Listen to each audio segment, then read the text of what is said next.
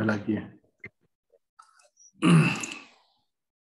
Baik, auzubillahi minasyaitonirrajim. Bismillahirrahmanirrahim. Assalamualaikum warahmatullahi wabarakatuh. Waalaikumsalam warahmatullahi wabarakatuh. Alhamdulillahirabbil alamin. Segala puji syukur kita panjatkan kehadirat Allah Subhanahu wa taala yang telah memberikan berbagai nikmat kepada kita semua ya. Nikmat iman, Islam, sehat walafiat. Sehingga pada malam hari ini kita atas kehendak Allah dipertemukan kembali dalam kelas virtual bahasa Arab bersama Ustadz Samsudin. Salawat dan salam semoga selalu tercurah kepada junjungan kita, suri tauladan kita Nabi Muhammad SAW serta keluarga, sahabatnya, kerabat, dan insya Allah syafaatnya sampai kepada kita semua yang insya Allah selalu istiqomah di jalan Islam ini. Terima kasih kepada Ustadz yang terus istiqomah mendampingi kita, membimbing kita, membersamai kita dalam kelas bahasa Arab ini. Semoga limpahan pahala selalu tercurah kepada Ustadz, kesehatan juga buat keluarga semua, dan tentunya juga terima kasih kepada teman-teman yang telah berkenan juga bergabung dalam kelas bahasa Arab ini. Baik, Ustadz, selanjutnya kami serahkan kepada Ustadz Sam untuk memulai kelas bahasa Arab malam ini. Terima kasih. Silakan Ustadz. Bismillahirrahmanirrahim. Assalamualaikum warahmatullahi wabarakatuh. Terima kasih Mas Arya yang telah membuka acara kajian bahasa Arab untuk memahami Al-Quran. Kita sudah sampai ke pelajaran ke-14. Pada malam hari ini kita membahas tentang mu'rabnya fi'il mudhari'. Ya, sebagaimana yang telah disampaikan sebelum-sebelumnya, yang saya ulang lagi, bahwa kata dalam bahasa Arab itu ada yang mabni, ada yang mu'rab. Yang mabni atau yang tetap tidak berubah dimanapun kedudukannya dalam kalimat, itu adalah semua fi'il madhi, semua fi'il amr, semua huruf. Itu semuanya mabni. Kemudian ada di antara isim yang mabni seperti isim domir, isim mausul, isim isyarah, atau isim istifham yang ruknanya yaitu itu mabni. Nah, kemudian ada fi'il mudhari', ada yang mabni kalau bertemu dengan nun niswah. Nah, sisanya ada dua kelompok yaitu dari isim dan dari fi'il mudhari' yang mu'rab, yang berubah. Tiga pertemuan terakhir kita membahas tentang isim yang mu'rab. Jadi isim yang berubah itu perubahannya ada tiga, yaitu ada yang marfu, ada yang mansub, ada yang majrur. Mansub ya tanda utamanya adalah dhamma, marfu maksud saya marfu tanda utamanya dhamma, mansub tanda utamanya fathah, dan majrur itu dengan kasroh. Walaupun ada tanda-tanda yang lain yang kita sudah bahas. Nah, kemudian fi'il mudhari' pada pertemuan malam ini kita bahas fi'il mudhari' yang mu'rab. Jadi fi'il mudhari' yang sebagian besar mu'rab berubah karena kedudukannya dalam kalimat. Jadi i'rabnya fi'il mudhari' ada tiga. Yang pertama adalah rafa atau disebut dengan fi'il mudhari' marfu atau yang rafa. Kemudian ada fi'il mudhari' yang nasab atau fi'il mudhari' mansub. Dan fi'il mudhari' jazm atau majzum. Jadi bedanya dengan isim hanya di majrur dan jazm ya. Jadi kalau fi'il mudhari' itu tidak ada yang majrur. Sedangkan isim ya tidak ada yang jazm. Jadi karena jazm itu hanya untuk fi'il mudhari' saja. Jadi rafa, nasab, dan jazm ini mu'rabnya fi'il mudhari'. Nah, yang merubah tadi menjadi marfu, menjadi nasab dan jazm. Jadi hukum asalnya fi'il mudhari' itu adalah marfu. Jadi hukum asalnya marfu itu tidak ada huruf nasab dan huruf jazm. Jadi fi'il mudhari' yang sudah kita bahas itu hukum asalnya adalah rafa atau marfu. Salah satu tandanya nanti kita ketemu fi'il mudhari' yang marfu itu adalah pakai dhamma. Kapan itu marfu? Kalau tidak ada huruf nasab, tidak ada jazm, kan hukum asal fi'il mudhari itu marfu. Nah, kalau di depannya ada salah satu huruf di bawah ini, yaitu huruf nasab. Huruf nasab itu seperti an, lan, idan, kai. Lam kai itu biasanya pakai li ya, agar supaya, atau lam juhud. Ini jarang ketemu ya. Kemudian ada hatta. Sebenarnya hatta itu sesudah hatta ada an ya, sebut han marotan. Tapi ada yang sebagian ahli nahu yang menyatakan tersendiri. Jadi intinya yang paling banyak huruf nasab itu an dan lan. An dan lan ya. An lan itu paling banyak. Urutannya pertama. An itu artinya agar, lan itu sama sekali tidak akan pernah. Jadi itu huruf nasab. Jadi kalau fi'il mudhari di depannya ada huruf nasab, ada an, lan, maka fi'il mudhari itu. Jadi sekali lagi kalau di depan fi'il mudhari ada salah satu huruf nasab, fi'il mudhari itu menjadi mansub atau dinasabkan. Kemudian yang kedua yang merubah itu adalah huruf jazm. Huruf jazm. Jadi kalau di antara kalau diawali salah satu huruf jazm, maka fi'il mudhari itu majazum atau dijazmkan. Ya, huruf jazm itu yang pertama adalah lam. Lam artinya belum atau tidak. Lama juga artinya bisa tidak, bisa belum. Kemudian ada yang menyatukan a dan lam. Alam biasanya atau tidakkah, tapi sebenarnya itu ada dua huruf, ada huruf istifham bertanya apakah belum gitu ya, tetapi ada yang menyatakan itu satu kata alam atau tidakkah atau belumkah gitu. Kemudian alamma tidakkah atau belumkah, kemudian la yang artinya jangan. Jadi kalau lam kai itu li, kalau lam jazm itu ada li juga li jazm ya, tapi ini tidak disebutkan satu ya. Ada yang disebut lam amr. Tapi yang banyak adalah lam artinya jangan. Janganlah. Jadi ketemu dengan fiil fiil mudhari nanti jadi fiil fiil nahi. Kata kerja yang berupa larangan. Karena adalah kata jangan. Misalnya la taf'al gitu ya. Jadi fi'il mudhari kalau ada salah satu huruf jazm di depannya, maka fi'il mudhari tersebut adalah majzumun atau dijazmkan. Jadi hukum asal fi'il mudhari itu rafa atau marfu kalau tidak ada huruf nasab dan tidak ada huruf jazm. Ketika di depannya ada huruf nasab, salah satu huruf nasab ini ada an, lan, idan, kai. Kemudian itu menjadi fi'il mudhari menjadi mansubun.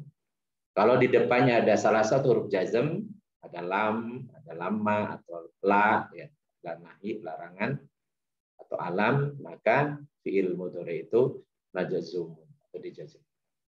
Nah, lalu tandanya apa? Ya, ini yang kita ini kan. Jadi tanda asalnya ya.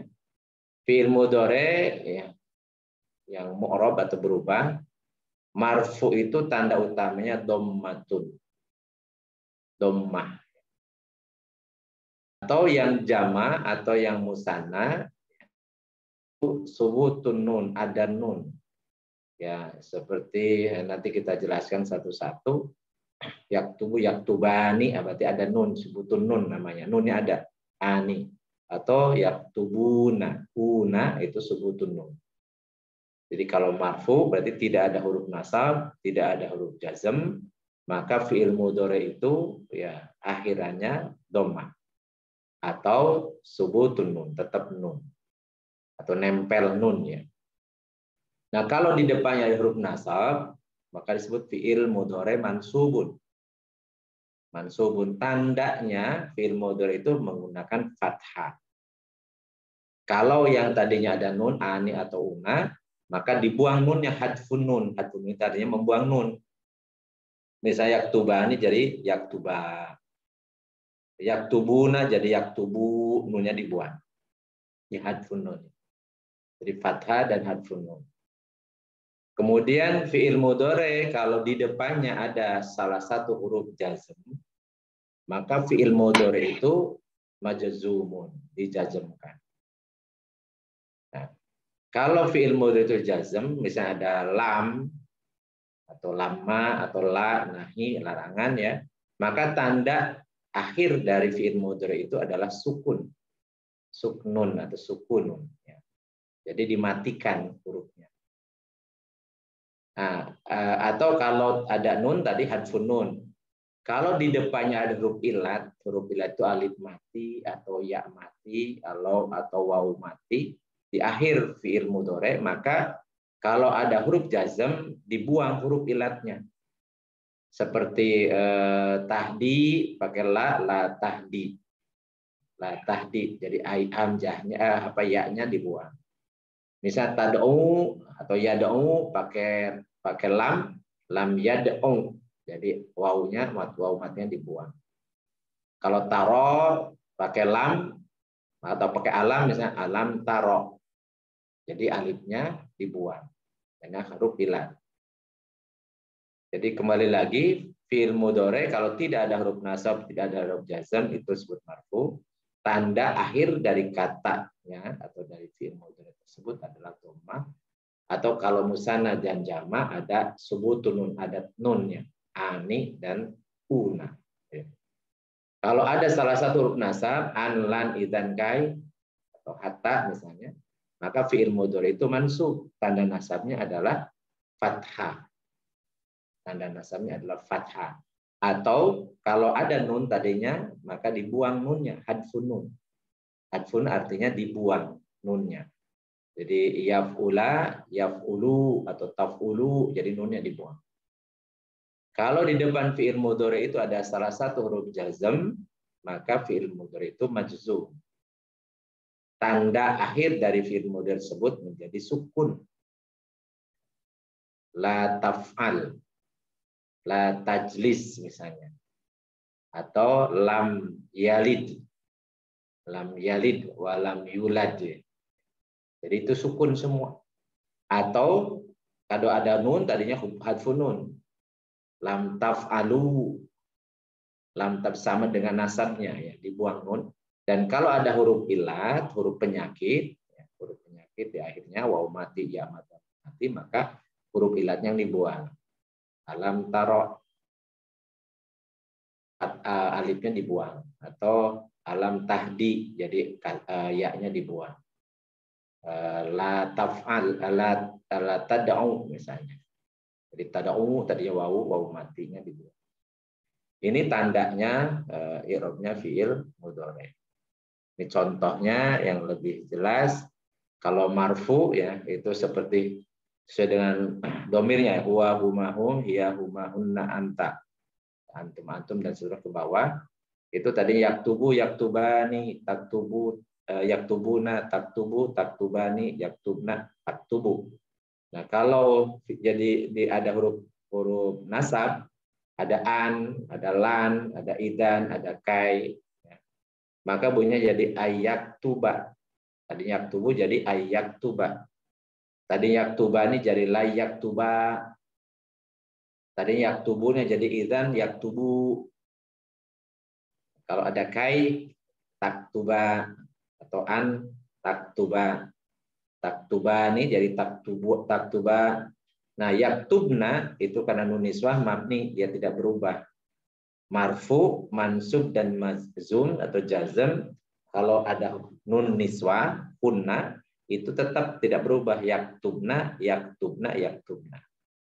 La yaktubna, li yaktubna, jadi sama ya. Kalau jadi jazm fi'il mudhari'un majzumun pakai lam misalnya jadi lam yaktub. Lam yaktub jadi yaktubu, yaktuba jadi yaktub. Lama yaktuba atau li lam amr ya, atau lam taklil ya, likai, agar supaya li yaktubu, lam taktuba li yaktubna. Jadi yang mabni kalau bertemu dengan nun niswah. Jadi yang paling utama kita hafalin yang wa ya. Marfu itu yaktubu pakai doma, ya, mansub itu pakai an yaktuba jadi fathah. Kalau majzum jazam lam yaktub jadi pakai sukun.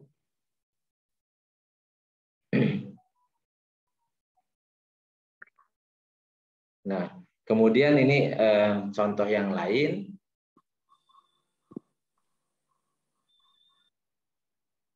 Ya, kalau kita sengaja dibuat kayak yang awal-awal kita belajar fi'il mudhari ya, yang rofa itu yaf'ulu yaf'ulani yaf'uluna taf'ulu taf'ulani yaf'ulna taf'ulu taf'ulani taf'uluna taf'ulina taf'ulani taf'ulna af'ulu naf'ulu itu fi'il mudhari ya, fi'il mudhari ada 14 sesuai dengan domain.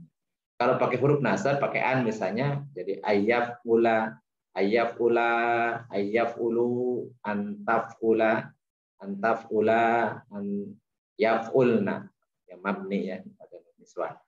Antaf'ula antaf'ula antaf'ulu antaf'uli uli ya. Itu kalau mansub. Di taf'ulina anti taf'uli jadi nunnya dibuang. Nun. Antaf'ula antaf'ulna nun niswah tetap an af'ula an naf'ula. Jadi kalau yang mufrad ya fa'ilnya itu pakai fathah kalau nasab. Nah, sebaliknya kalau jazm ada huruf jazm misalnya pakai lam yaf'ul, lam yaf'ula, lam yaf'ulu jadi ada nunnya dibuang. Lam taf'ul, lam taf'ula, yaf'al, lam yaf'ulna.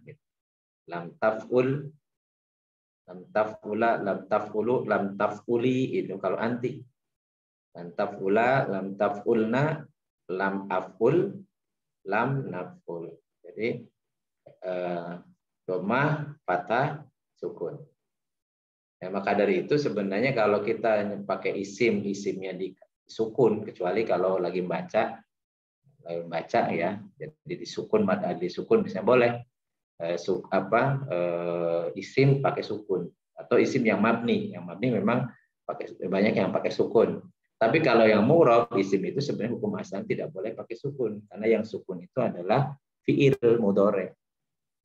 Fi'il mudhari. Ya sebaliknya kecuali dalam membaca ya sebaliknya kalau fi'il itu tidak pakai kasroh kecuali dalam membaca seperti kemarin misalnya sukun berubah jadi kasroh misalnya basyir karena disambungkan bacaannya menjadi wa basyiril ladina basyiri jadi bukan basyiri tadinya basyir tapi karena mau dibaca disambungkan dengan alif lam di depan. Nah itu penjelasan tentang mu'rabnya fi'il mudhari ya fi'il mudhari ya. Jadi kita bisa meringkas dari fi'il mudhari itu berubah dari rofa menjadi nasab menjadi jazm. Rofa itu kalau tidak ada huruf nasab atau tidak ada huruf jazm. Nasab berarti kalau ada di depannya huruf nasab, mansub ya. Kemudian jazm kalau di depannya ada salah satu huruf jazm. Nah, kita lihat contoh misalnya dalam Al-Qur'an. Al-Qur'annya kita gunakan. Jadi kita gunakan surat Al-Fil. Ya, kita ngurut aja dari belakang sebagaimana telah saya sampaikan. Kita sambil menghafal, sambil juga memahami. Jadi ini surat yang ke-105 ya, 105 surat dinamai dengan surat Al-Fil. Dinamai dengan surat Al-Fil. Disebut dengan surat namanya Al-Fil itu gajah. Ya, dia diturunkan surat ini di Mekah. Jadi termasuk surat Makiyah. Jadi surat yang diturunkan di Mekah. Jadi makanya surat-suratnya pendek ya. Di minggu lalu kita membahas surat Quraisy Al-Quraisy. sekarang kita membahas surat Al-Fil. Ini masih surat-surat pendek yang diturunkan di Makkiyah, disebutkan suratul Makkiyah. Dinamai Al-Fil sebenarnya tidak menjelaskan tentang fil, tentang gajah. Jadi ini bagian dari mukjizat yang Al-Quran. Namanya juga Allah yang menamai. Jadi berceritanya sebenarnya bukan tentang gajah ceritanya, tetapi bagaimana Allah menjelaskan suatu kejadian yang dahsyat, ya, bagian dari mukjizat, bagaimana Allah melindungi rumahnya, melindungi Ka'bah, ya, atau Baitullah. Ini asbabun nuzul ayat ini, atau latar belakang, bukan asbabun nuzul, tapi ini latar belakang atau kisah yang Allah kemudian sampaikan, ya, kepada kita semua bahwa dulu sebelum atau ketika lahirnya Rasulullah, ketika lahir di hari lahirnya Rasul, itu pas kejadian ada serangan dari Raja Abrahah dari Yaman menyerang akan menghancurkan, meruntuhkan Ka'bah. Maka kemudian momen itu disaksikan oleh para sahabat yang tentunya yang sahabat yang lebih tua dari Rasul yang umurnya, atau itu menjadi saksi matanya adalah kakeknya Rasulullah yang menjadi penjaga Ka'bah, yaitu Abdul Muthalib, yang memang kakek Rasul ini yang merawat Rasulullah sejak dari bayi, ya. Jadi bagaimana yang bertanggung jawab itu kakeknya, karena bapaknya Rasulullah, Abdullah, itu wafat dan Rasulullah tidak sempat bertemu dengan bapaknya. Jadi tidak banyak kisah tentang Abdullah, bapaknya Rasulullah, tetapi yang banyak kisahnya tentang Abdul Muthalib, jadi justru kakeknya. Nah, surat ini latar belakangnya adalah bahwa Allah melindungi rumahnya.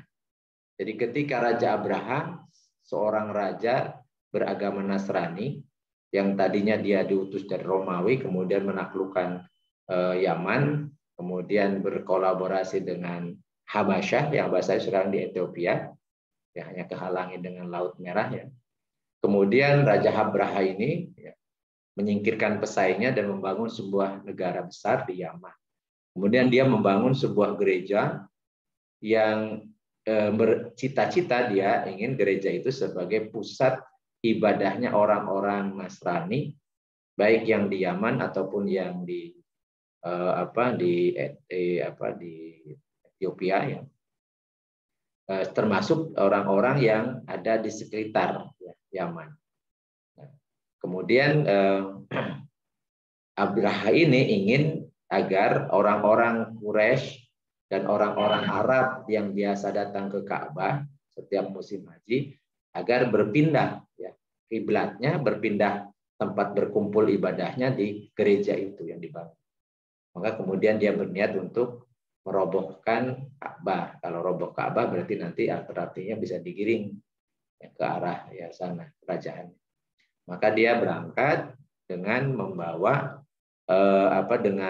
membawa tentara yang sangat besar dan juga membawa ternak. Ada gajah yang sangat besar, ya, dinamai dengan Mahmud. Jadi gajahnya, ya.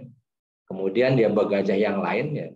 Dan tujuannya gajah ini nanti untuk merobohkan Ka'bah. Jadi tiang-tiangnya nanti ditalikan ke gajah, sama gajah kemudian akan ditarik bareng-bareng sehingga roboh, gitu.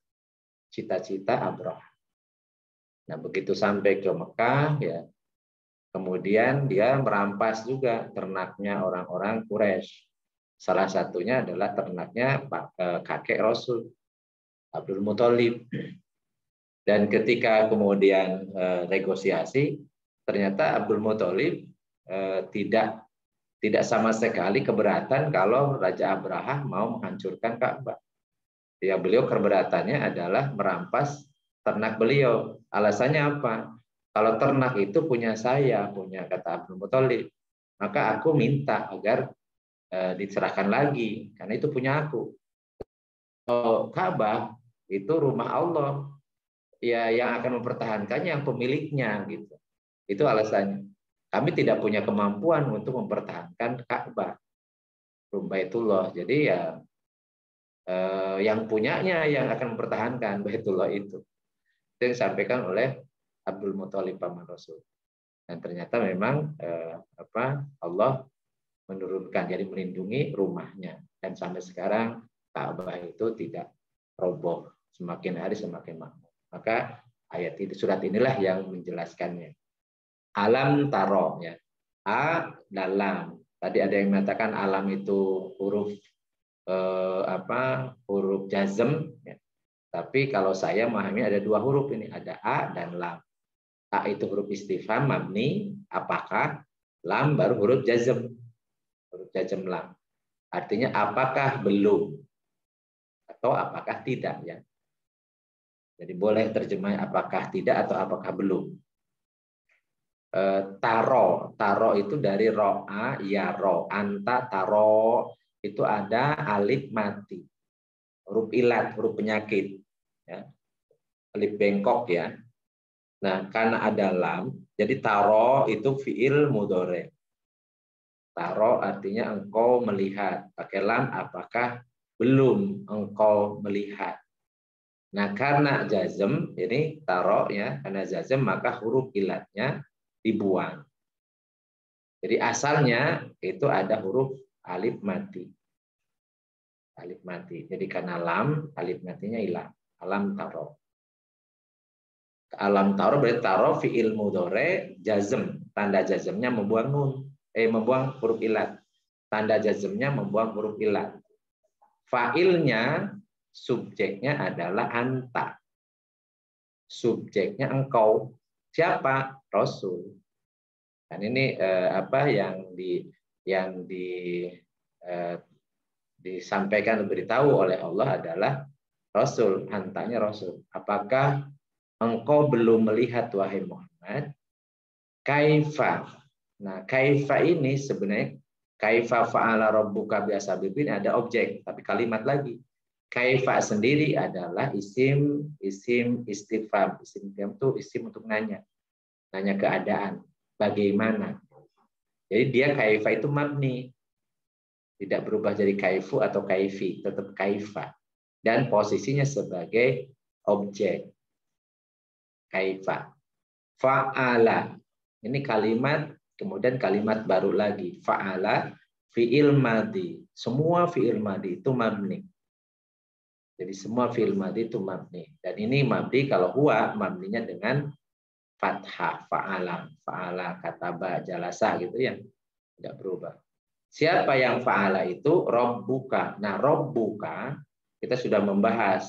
Rabbuka itu adalah subjek atau fa'ilun. Ya, Rabbu itu fa'ilun. Fa'ilun itu marfu. Tanda rofaknya dhammah. Rabbu. Diidofahkan ke ka, ka-nya mudhof ilaih tapi dia mabni karena isim domir, mabninya dengan fathah. Bi-nya huruf jer, ya, bi huruf jer. Kita sudah belajar ya sebelumnya ya minggu lalu. Sesudah huruf jer disebut isim majrur. Tanda jernya adalah kasroh, ashabi. Jadi bi huruf jer, ashabi isim majrur. Sekaligus dia mudhof kepada al-fili, ya, al-fili. Nah, al-fili adalah mudhofun ilaihi. Mudhofun ilaihi itu majrur. Tanda jernya kasroh. Jadi dari sini kita bisa menerapkan ilmu yang sudah kita pelajari. Walaupun lupa-lupa nggak apa-apa, nanti kita ulang-ulang. Jadi a huruf istifham mabni dengan fathah, lam huruf jazm mabni dengan sukun, taro fi'il mudhari jazm atau majzum. Tanda jazmnya adalah membuang huruf ilat karena tadinya ada alif mati. Kaifa itu istifham mabni dengan fathah, kaifa. Fa'ala fi'il madi mabni dengan fathah. Rabbu fa'ilun atau subjek marfu dengan dhamma. Mudhof ka-nya mudhof ilaih tetapi dia mabni karena isim dhamir mabni dengan fathah. Bi huruf jar mabni dengan kasroh. Ashabi isim majrur tanda jarnya kasroh dan dia adalah mudhof. Al-fi'li mudhofun ilaih majrur tanda jarnya kasroh. Artinya apakah engkau belum melihat wahai Muhammad bagaimana Tuhanmu berbuat kepada tentara gajah atau pemilik-pemilik gajah. Ashabil fil diterjemahkannya atau ditafsirnya adalah tentara bergajah atau tentara yang membawa gajah gitu ya. Jadi boleh seperti itu. Jadi tentara yang membawa gajah maksudnya adalah tentaranya Raja Abrohah yang akan menghancurkan Ka'bah. Alam yaj'al. Huruf istifham mabni, lam sama ya, huruf jazm ya. Yaj'al ini fi'il mudhari majzumun. Karena ada lam, ada huruf jazm. Tanda jazmnya adalah sukun. Alam yaj'al. Tadinya yaj'alu. Pakai lam yaj'ala. Pakai lan yaj'ala. Kalau pakai lam yaj'al. Jadi pakai sukun. Jadi jazm dengan sukun.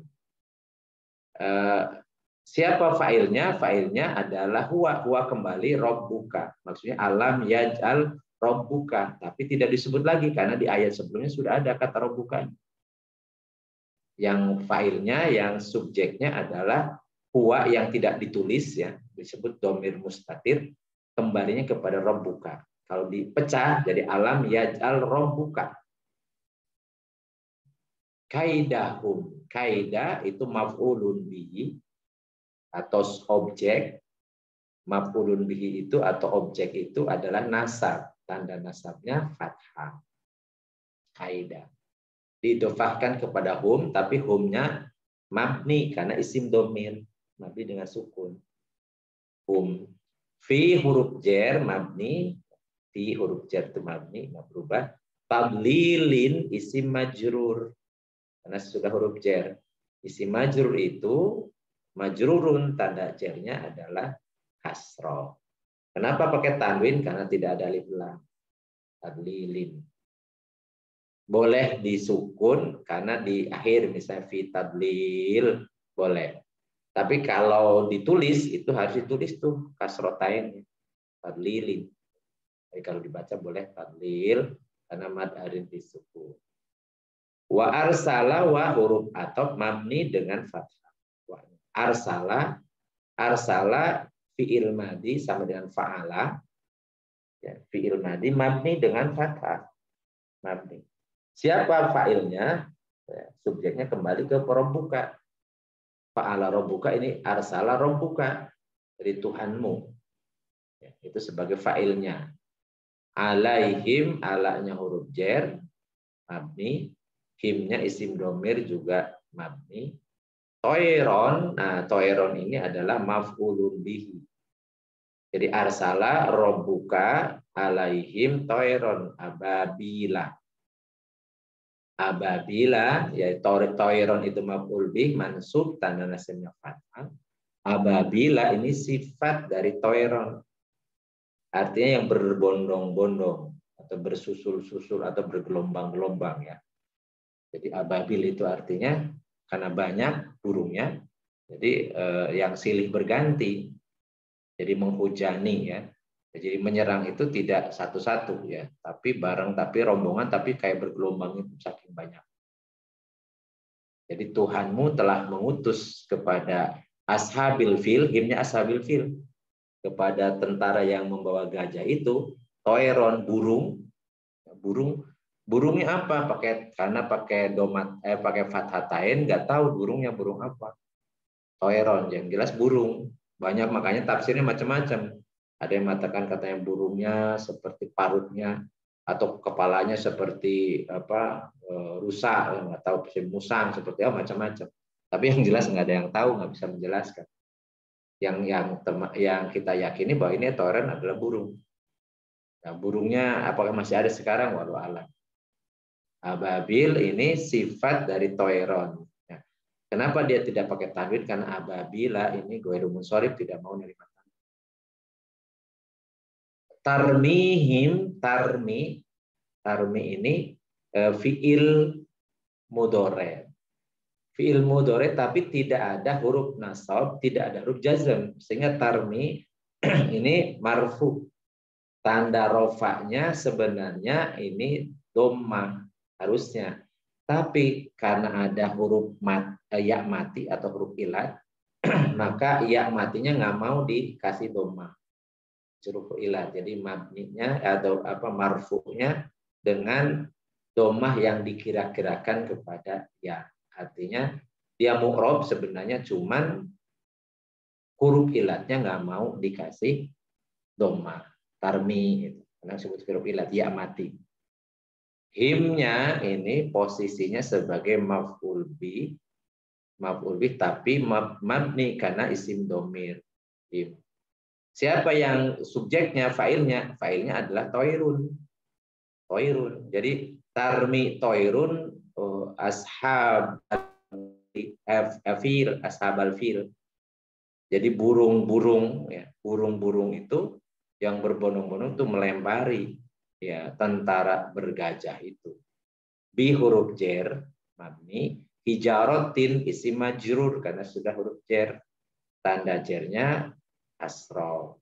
Hijarohnya apa? Nggak tahu, makanya pakai nakiroh, pakai tanwin hijarotin.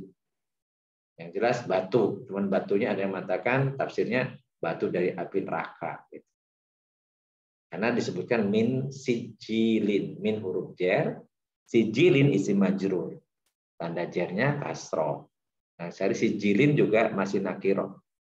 Jadi ada yang mengatakan batu yang terbakar atau batu panas dan seterusnya. Yang jelas ini adalah peluru yang dipakai oleh Allah.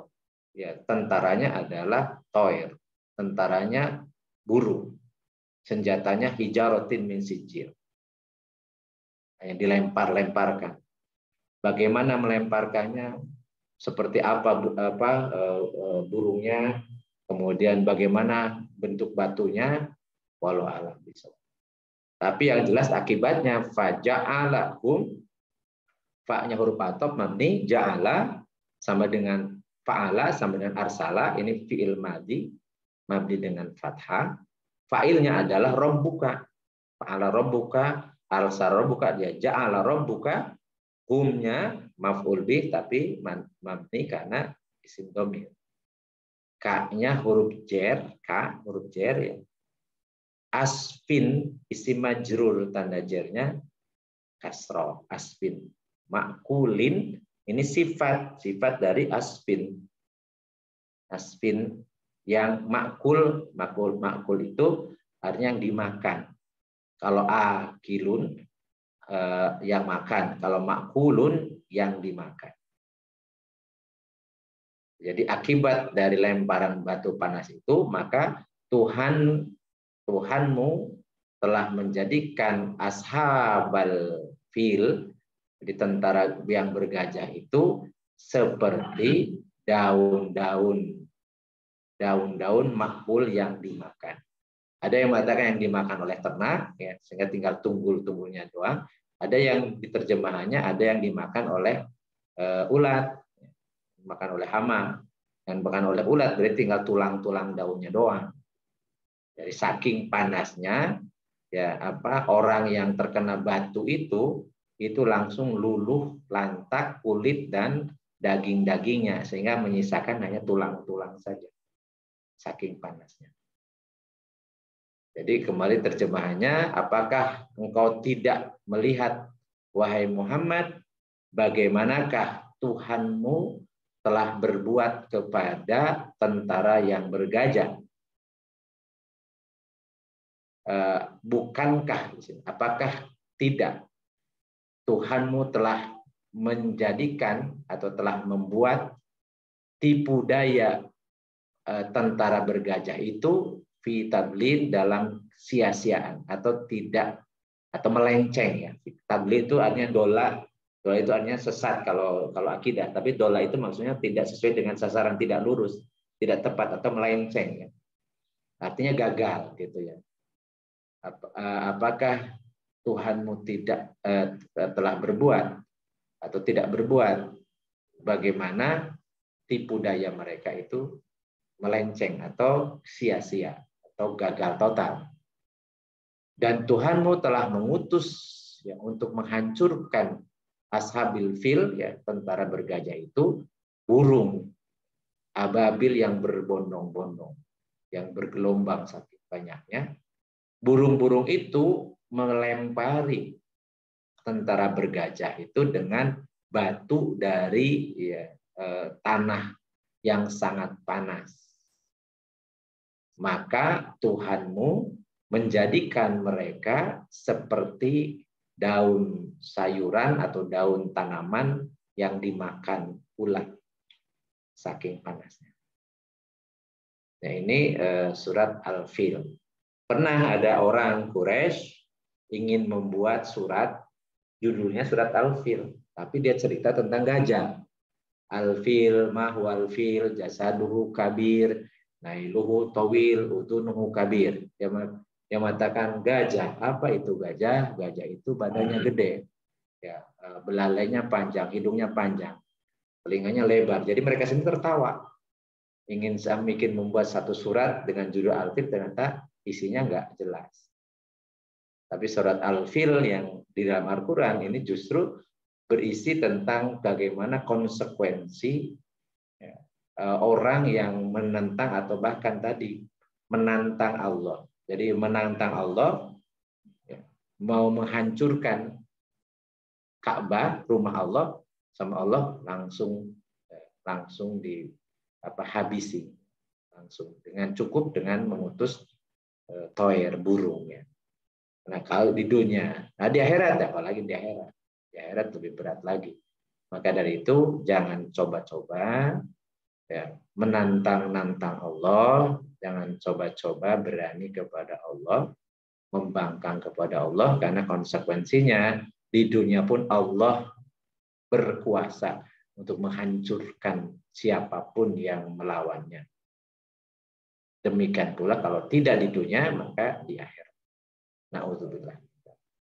Nah, kemudian yang terakhir kita belajar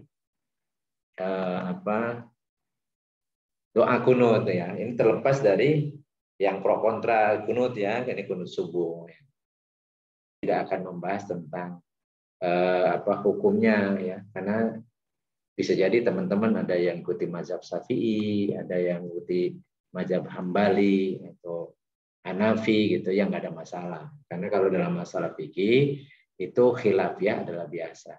Jangankan setelah berabad lamanya kita tidak berjumpa, tidak bertemu dengan Rasul.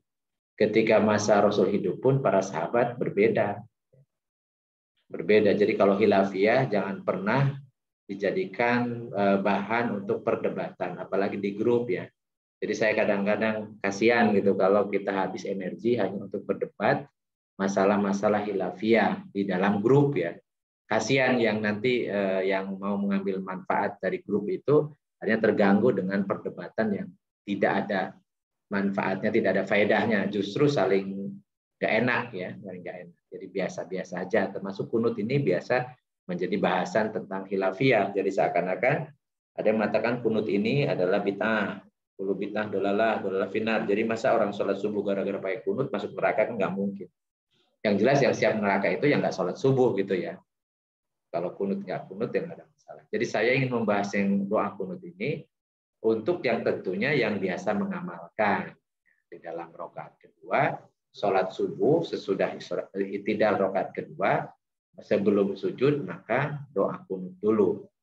Isi doa kunut ini adalah doa, namanya doa. Kunut artinya berdiam dulu, diam. Kunut itu diam. Jadi berdiri diam. Sehingga kalau sholat imamnya kunut, misalnya doa kunut ya, pasti makmumnya ikut kunut. Hanya saja mungkin ada yang aminkan doanya, ada yang tidak. Ya. Tapi pasti ikut kunut. Karena kalau tidak ikut kunut, dia gugur jamaahnya. Jadi kalau dia misalnya tidak berdiri tunggu diam ya, tapi dia langsung sujud, berarti dia sudah munfarid sendirian gitu. Kalau imamnya kunut. Nah, kalau sebaliknya kalau doa imamnya tidak kunut, maka makmum ya tidak kunut. Karena kalau makmum kunut ya gugur juga dia jamaahnya. Karena dia imamnya sudah sujud, dia masih berdoa, doa kunut yang berbeda dengan imamnya. Jadi memang ini tergantung imamnya. Jadi kalau imamnya kunut ya ikut kunut, kalau imamnya tidak kunut ya tidak kunut. Jadi jangan dimasalahkan. Nah, tapi di dalam kunut itu berdiri sejenak itu ada doa, namanya doa kunut. Allahumma, jadi kalau Allahumma berarti ya Allah. Allahumma artinya sama dengan ya Allah. Ya Allah ihdini. Ihdini. Sama dengan kalau di dalam surat Al-Fatihah ihdina. Kalau sendirian ihdini. Dalam surat Al-Fatihah nggak bisa dirubah ihdina walaupun sendirian sholatnya. Tapi kalau di doa kunut boleh, kalau sendirian ihdini, Allahumma ihdini. Tapi kalau banyak kan imamnya nih, maka diganti ya-nya dengan na. Dengan na. Allahumma ihdina. Ihdina atau ihdini ada fiil, ihdinya fiil amr, mabni, ya, mabni. Mabninya dengan membuang huruf ilat. Jadi tadinya ada ya mati ya. Ihdi dibuang tuh. Ni-nya adalah maf'ul. Ada ya mutakalim, artinya aku. Kalau na kami, banyakan. Jadi kami, na itu mabni dengan sukun karena isim dhamir. Fi huruf jar, man-nya ini sebenarnya isim majrur, tapi dia mabni karena isim dhamir. Kan isim mausul ya, isim mausul. Man, siapa saja. Hadaita ini fi'il madhi. Ya, fi'il madhi mabni dengan sukun karena ketemu dengan ta. Hadaita. Ya Allah, tunjukilah aku atau tunjukilah kami kalau pakai na. Fiman hadaita. Ya, ke dalam kelompok orang yang engkau telah beri hidayah. Ya, kalau dalam surat Al-Fatihah ihdinas siratal mustaqim. Ya Allah, tunjukkan kami ke jalan orang yang istiqomah.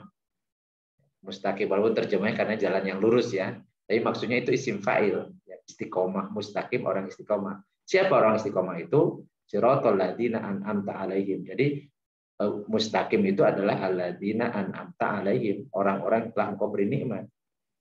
Nah, kalau di sini kita minta kepada Allah diberikan petunjuk ke dalam orang atau jalan orang yang telah engkau beri hidayah, beri petunjuk. Fiman hadait, pada orang yang telah engkau beri hidayah atau beri petunjuk. Wa afini dan afiyah,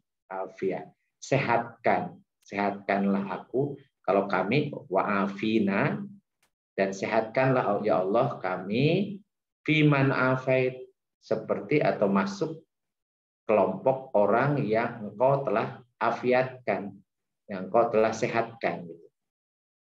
Jadi sehatkan aku atau sehatkan kami seperti atau sehingga masuk ke dalam kelompok orang yang engkau telah berikan afiah atau sehatkan.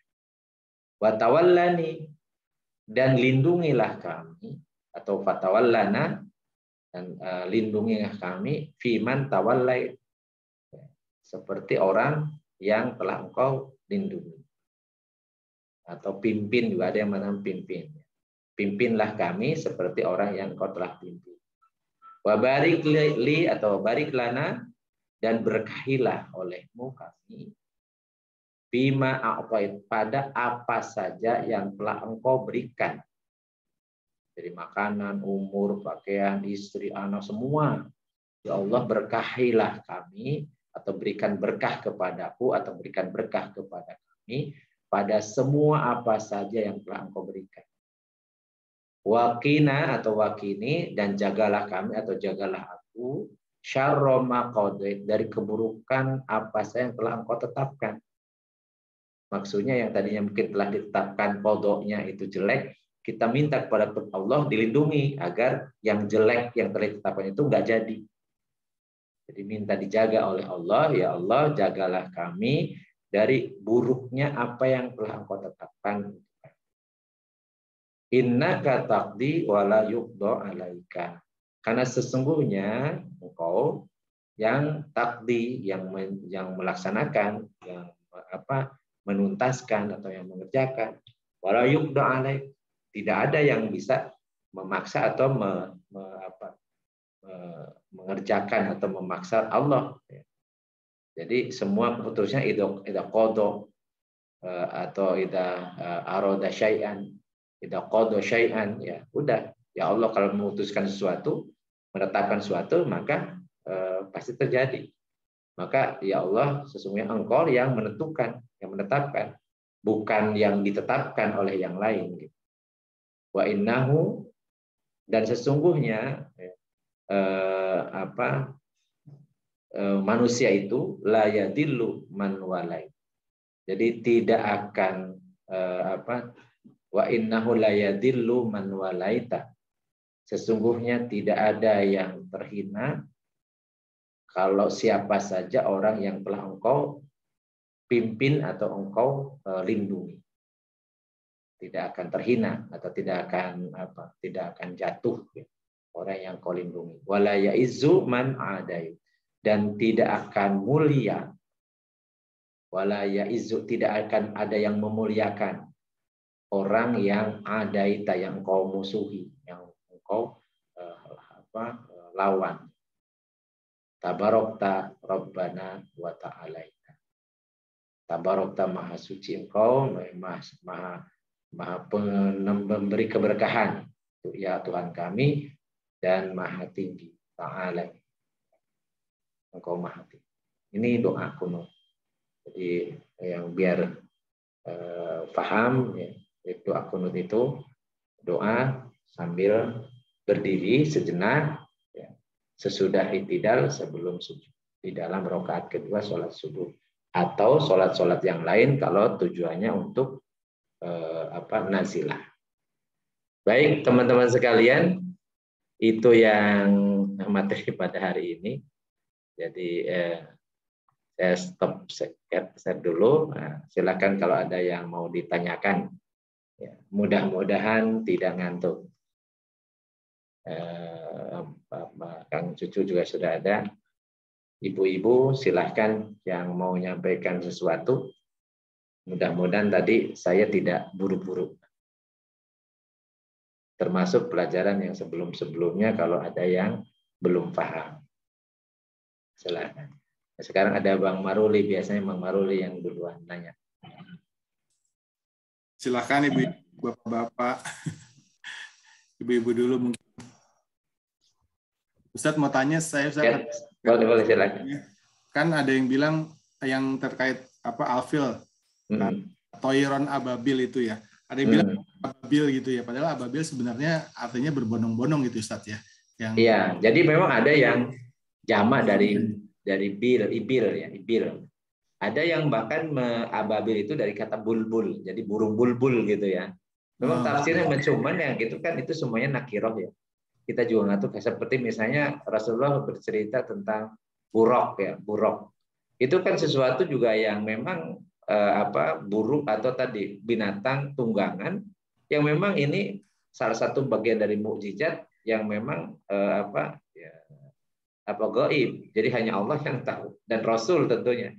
Sama dengan cerita tentang bagaimana Rasulullah melihat Jibril aslinya yang bersayap dan kemudian menutupi ufuk. Jadi ufuk itu tertutup saking besarnya malaikat Jibril. Nah, bagi kita kan nggak tahu gitu. Jadi seperti apa ya, Rasulullah yang bisa menceritakan. Sama dengan ababil ini juga memang dulu orang-orang yang menyaksikan itu pun kayak gini. Jadi ketika Raja Abraham menyerang Ka'bah, orang-orang Quraisy itu mengungsi semua karena khawatir ya tadi kena resiko kan. Jadi dipimpin oleh Abdul Muthalib justru menghindar ke bukit-bukit. Jadi dibiarkan tentara gajah itu menyerbu Ka'bah dan Ka'bah itu tidak ada yang jaga sama sekali. Dan apa yang disampaikan Abdul Muthalib, kami itu punya kepentingan untuk mengembalikan harta kami, kan itu punya kami gitu. Tapi kalau yang mau nyerang Ka'bah ya silakan, karena yang melindungi itu bukan punya kami, punya Allah, rumah Allah. Ya silakan, nanti pemiliknya yang akan melindungi gitu. Ada juga di tafsir ada seorang orang Quraisy yang kemudian membisiki kepada gajah itu. Jadi karena dia di tawanan perang, kemudian dia bisikin ke gajah itu supaya gajahnya tidak bangun, tidak mau ya. Jadi enggak ya. Walaupun itu juga ya namanya juga tafsir ya, juga berbeda pendapat. Tapi intinya bahwa memang Raja Abraha dengan tentaranya yang bergajah itu tidak ada dihalangi sama sekali. Jadi mereka leluasa. Tapi kemudian Allah menurunkan tadi, mengutus tentaranya, yaitu burung. Toeronnya karena pakai nakiro, kita nggak bisa menjelaskan burung apa. Ada burung gagak, ya nggak usah dijelaskan. Oh itu Allah juga menggunakan kata isimnya, isim nakiro bukan ma'rifah. Burung yang kayak apa walau alam. Sama dengan buruk walau alam gitu. Yang ababil ini memang tadi ada yang dikaitkan itu sebagai sifat atau disebut hal. Jadi kalau ababil ada yang berbondong-bondong, dalam kan berbondong berarti hal ya, ababila itu hal. Tapi kalau yang yang bersusul-susul itu bisa artinya bisa sifat. Jadi bisa hal, bisa sifat. Tapi intinya sih yang mansub nasab ya. Jadi ini juga termasuk yang tafsirnya bisa multi tafsir. Sehingga udah sami'na wa ata'na kepada orang yang punya ilmu lah. Karena kita bukan ahli tafsir ya udahlah gitu ya. Pokoknya kalau lebih amannya ya burung yang berbondong-bondong atau yang tadi yang banyak jumlahnya. Dan ini kan bukan ayat hukum ya, tapi ayatnya ayat terkait dengan kisah. Tapi di kita ngambil pelajaran. Pelajarannya adalah jangan coba-coba mengganggu atau tadi menantang-nantang Allah. Ya, karena bagi Allah gampang yang menghancurkannya. Raja Abraha itu raja paling hebat. Yang paling hebat pada masa itu ya. Kan 14 abad silam. Itu dengan memiliki tentara yang pasukannya adalah pasukan penunggang gajah. Ya tentunya di daerah situ ada gajah dari mana kan gitu ya. Mungkin didatangkan dari Afrika atau alam. Karena sekarang ini kayaknya di daerah itu nggak ada gajah ya. Ya pada kemana atau dulu habis tuh. Karena cuma sedikit ternaknya gitu ya. Walau alam. Tadi Ustadz, ya silakan kan. Saya lihat di YouTube itu burung ababil kecil gitu, ada di Palestina atau di mana gitu. Iya. Iya, saya ini kecil. Ada namanya burung ababil, tapi mungkin bukan itu kali ya. Bukan. Ya bagaimana burung ababil kalau burung yang hidup sekarang bisa membawa hijarah yang panasnya bisa meluluh lantakan daging tulangnya sampai tulang berulang doang kan gitu ya. Makanya jangan dipaksakan yang seperti ini, yang nakiro ya, yang gaib bagi kita, jangan dipaksakan karena tidak juga bermanfaat bagi kita. Malah justru kemudian mengandai-andaikan, jadi susah kan? Susah. Ya udahlah, pokoknya gitulah burung lah. Allah yang maha tahu gitu. Wallahu alam bimuradi gitu ya. Itu lebih aman.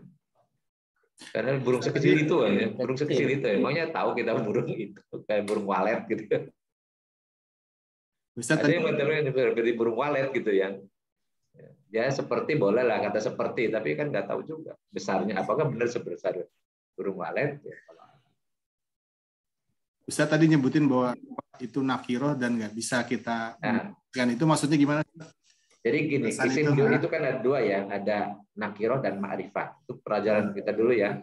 Ya Ustaz. Nakiroh itu artinya undefinitif, tidak terdefinisi. Oh iya. Artinya masih umum, belum jelas nih. Beda dengan ma'rifah. Kalau ma'rifah sudah definitif. Biasanya pakai alif lam kan? Kalau alif lam atau nama ya, itu sudah definitif. Ya, sudah ma'rifah atau isim domir itu ma'rifah ya. Atau isim mausul itu ma'rifah. Tapi kalau pakai tanwin itu masih nakiroh. Sehingga nakiroh itu sangat mungkin bisa berbeda gitu. Karena tidak didefinitifkan kan gitu. Jadi makanya toeron apa wallahu alam. Jadi kayak apa? Yang jelas ini toeron yang sakti mandraguna. Kenapa? Ya ada burung bisa melempari pasukan bergajah dengan batu.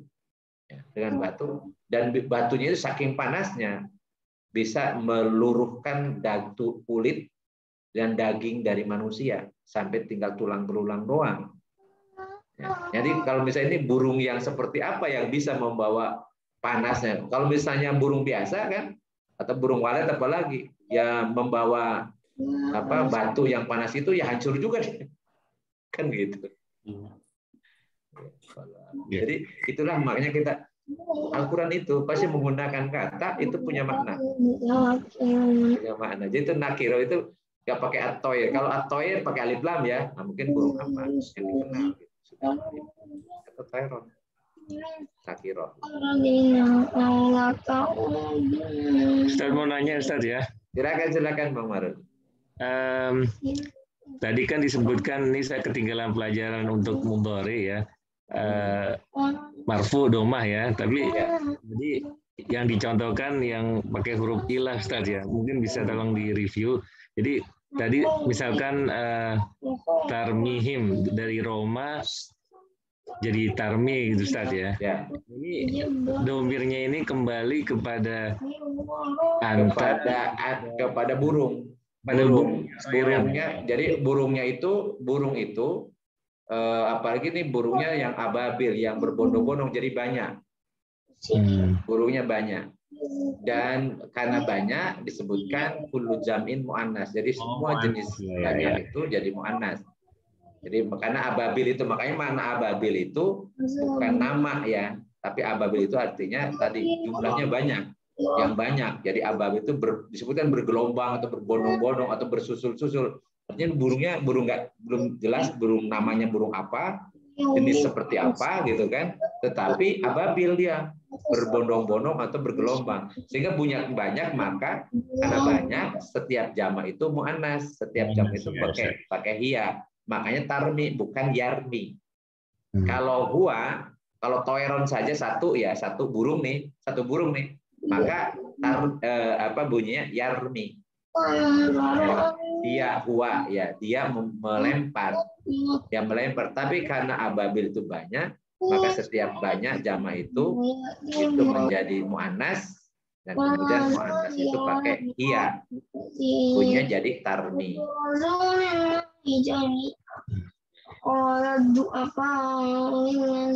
Ada yang lagi ngaji tuh.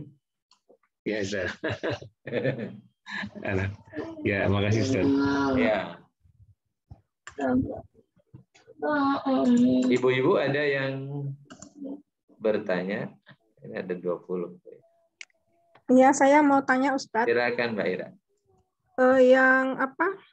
Tadi itu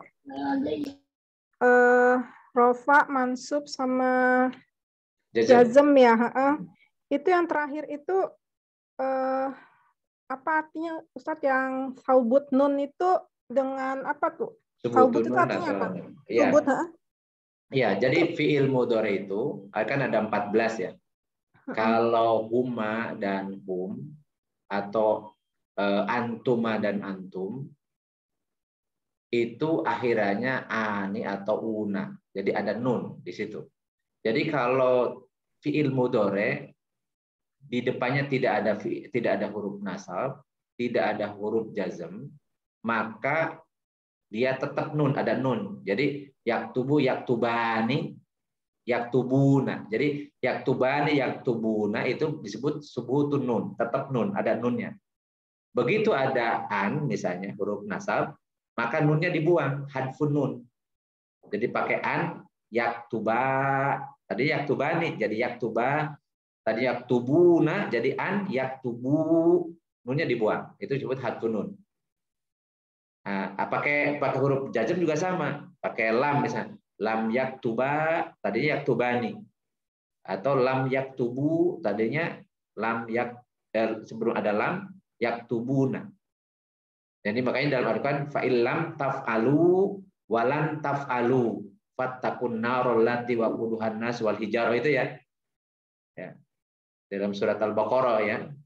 In kuntum fi raibin mimma nazalna ala abdina fa'tu bi suratin mim mislih wa da'u syuhada'akum min dunillahi in kuntum shadiqin. Fa illam taf'alu wa lam taf'alu fattakun narul lati wa quduhan nas wal hijarah. Jadi Lan taf'alu, lam taf'alu, fa in lam taf'alu, kalau kalian belum, lamnya huruf jazm, belum bisa mengerjakan, walan taf'alu, dan sekali-kali tidak mungkin bisa mengerjakannya kalian. Jadi ini huruf jazm dulu, kemudian huruf nasab, ya. Semuanya dibuang nunnya, disebut hadfun. Nah, kalau di depannya ada huruf ilat seperti tahdi, tarmi gitu ya, taro gitu, atau yadau, tadu, pakai lam atau pakai lan, jadi dibuang huruf ilatnya. Pakai lam ya. Kalau jazm saja ya, jazm.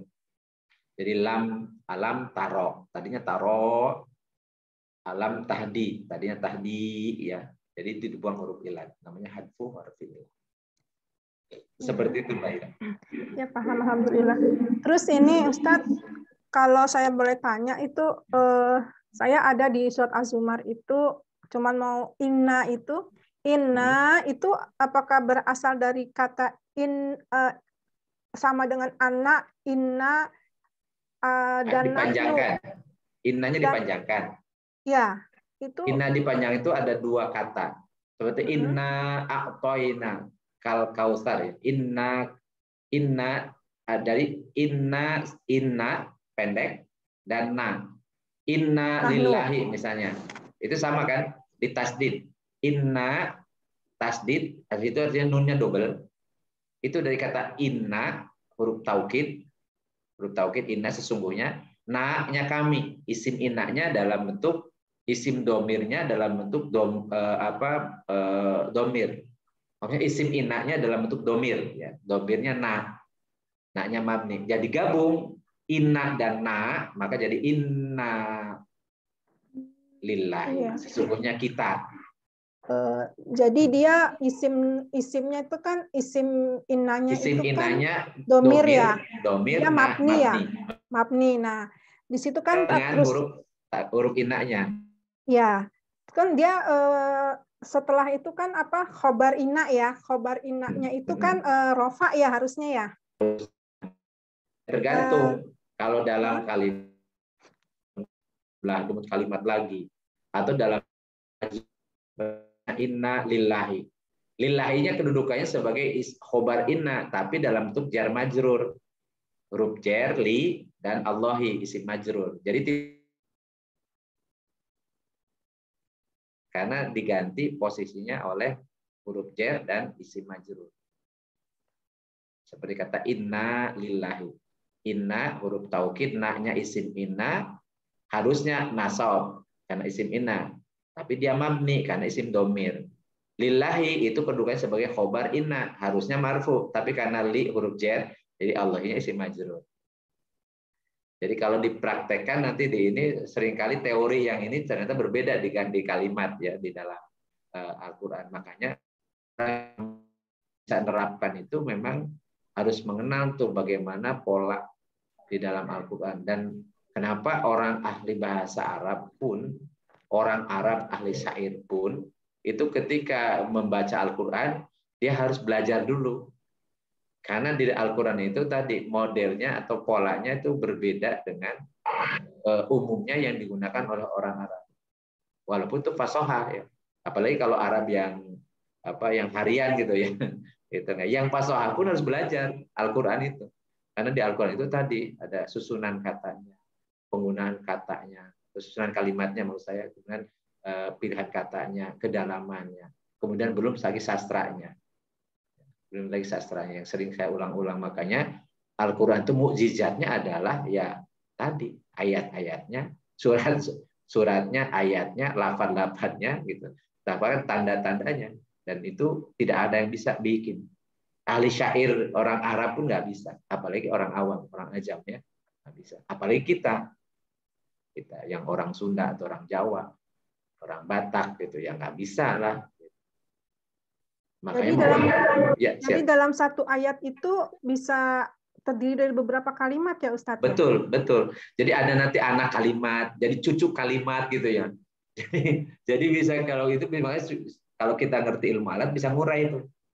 Iya. Jadi urai. Terus kalau kan ada tanda-tanda dia berhenti ya, kalau tajwid itu kan ada tanda-tanda berhenti seperti jim, qaf lam itu. Nah, itu apakah juga itu kalimat ya? Satu kalimat itu? Bisa iya, bisa tidak. Gini, jadi wakof itu artinya berhenti. Makanya kalau ada lam, berarti sebenarnya hukum asalnya tidak boleh berhenti. Gitu. Ada lam.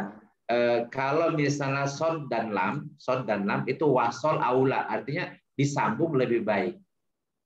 Kalau kop dan lam itu wakof aula, jadi berhenti lebih baik. Dan itu masing-masing mushaf atau terbitan dari mana itu mengikuti mazhab. Kalau terbitan dari Toha Putra Semarang, misalnya itu mengikuti penulisannya mengikuti mazhab Syafi'i. Bisa berbeda dengan yang cetakan dari Arab Saudi yang mengikuti mazhab Hambali. Jadi jangankan fikihnya, penulisan mushaf Al-Quran pun itu ada mazhabnya. Jadi kalau ada orang anti mazhab itu malah bingung, dia ngikutin siapa gitu. Jadi sebenarnya jangan tuh Al-Quran yang kita baca sehari-hari itu mushafnya itu cetakan di mana? Itu ada kaidah-kaidah termasuk wakaf ya. Wakafnya itu yang ngikuti mazhab. Jadi kalimat ini ayatnya sampai mana gitu, stopnya di mana. Maka itu harus diulang lagi. Ya, makanya gini, ada misalnya pakai lam, nggak boleh berhenti. Contoh misalnya ayat fawailul lil musholin itu kalau berhenti di musholin saja itu maknanya udah berubah sekali. Celakalah orang-orang yang sholat. Waduh, udah berhenti di shadaqallahul azim misalnya. Itu berdosa yang bacanya itu. Jadi ara'aital ladzi yukadzibu bidin fadzalikal ladzi yad'ul yatim wala yahudu ala tu'amil miskin fawailul lil musallin shadaqallahul azim. Misalnya ya. Situ. Shadaqallahu, celakalah orang-orang sholat. Bahaya nih. Karena itu harus nyambung karena itu pakai huruf isim mausul. Jadi yang wailul musallin itu dijelaskan alladzina. Jadi tidak boleh dilepas kalau ada alladzina di depannya, itu ayat sebelumnya harus dilanjutin. Ya kalau misalnya baca ya, terus di sana ada ayat berikutnya alladzina, itu justru alladzina itu menjelaskan kata yang terakhir tuh. Kata yang terakhir. Misalnya dalikal kitabul arabi hudalil muttaqin. Nah, siapa al-muttaqin itu? Penjelasannya di alladzina yu'minuna bil ghaib wa yuqimuna shalah dan seterusnya, itu penjelasan al-muttaqin. Jadi ini ada aturannya. Nah, makanya baca Al-Qur'an pun tidak hanya cukup bisa baca, tapi juga harus tahu ini cerita tentang apa sampai mana. Makanya di situ ada waqaf. Di situ kemudian ada ain ya. Ada ain, ada rubu gitu, ada sulus gitu ya. Itu jadi kita harus paham. Termasuk tadi yang waqaf itu ada qaf, ada mim, ya mim itu mutlak. Waqaf mutlak harus berhenti di situ. Tidak boleh disambung gitu. Dan seterusnya. Ya, nanti kita kapan-kapan kita juga membahas tentang itu ya. Tentang tajwidnya. Ya Ustaz, nanti kalau teman-teman misalnya udah nggak ada yang nanya, saya boleh minta share screen-nya, Ustadz. Saya pengen Ustadz bahas sedikit ayat, potongan ayat, ininya apa namanya, penjelasan innanya apanya gitu-gitu, Ustadz. Saya udah siapkan kalau teman-teman, tapi teman-teman dulu deh yang lain nanya dulu. Siap Pak Ira. Monggo yang lain kalau misalnya, kalau ada. Ini udah Daniel juga tuh. Ada siapa? Lanjut. Menyimak terus, Ustadz. Siap. Silakan yang lain. Ya. Kalau tidak ada boleh Mbak Ira di-share. Mas Arya, saya bisa ini. Monggo silahkan, sudah nggak ada lagi, belum ada lagi, jadi sambil menunggu. Langsung ya, bisa langsung share ya. Ya. Ustaz Sam, maaf. Siap. Halo, Ustaz Sam. Iya, siap. Pak Iranya belum jadi co-host, Pak Iranya. Kalau di sana sih kelas MIPA 1 Adia. Maaf, ini Tanti, dibikin Ustaz. aja dulu. Ya. Meneruskan yang pertanyaan saya yang waktu itu mau nanyain yang mengenai lafaz dari niat puasa Ramadan waktu itu, Ustaz. Oh, ini Mbak Tanti. Mbak Tantri. Sempat ganti. Mbak Lasmi. Itu kan ada nawaitu sama godin ya. Ini maaf di luar ini ya. Ya nggak apa-apa. Karena itu viral juga ya. Mengenai apa? Posisi Ramadan sendiri di sini sebagai kalau saya lihat sebagai mudhof dari Ya. mudhof ilahi dari sahri ya. Terus sebagai mudhof dari sanati. Apakah ini nggak memakai Ramadan? Ada yang bilang bukan harusnya, ada yang bilang pakai Ramadhani, ada yang bilang pakai Ramadhana. Bisa dikasih tahu penjelasannya, ya. Ustaz? Ramadan itu namanya Ghoirul Munsorif. Jadi nama bulan tidak ada Ramadonin, nggak ada Ramadonun, nggak ada. Ya, jadi Ramadonu atau Ramadona.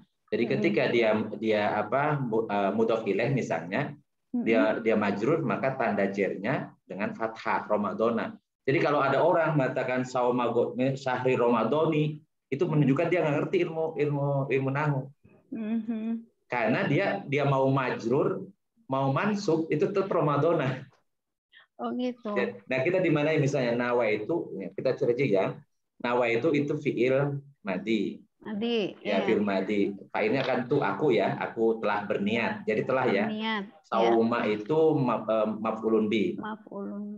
Mansub, tanda nasabnya fathah. Kemudian dia mudhof, ya mudhof.